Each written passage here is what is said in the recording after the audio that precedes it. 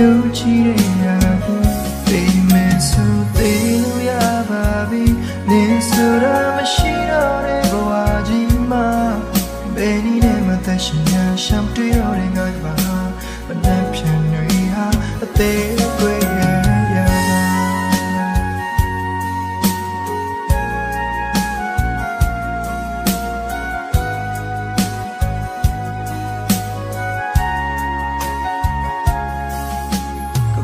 ကြီးလေးပြူတဲ့နေအရင်ကလွန်စရာလေးဒီလိုတို့ဝေးရမယ်ဆိုမင်းကိုမချစ်ဘူးပဲအညူရုံတဲ့တိုင်းလေးတွေဟာတဲကမိုးရွာစေတဲ့လားရင်ကိုခွေစားနေပတ်လို့မြေ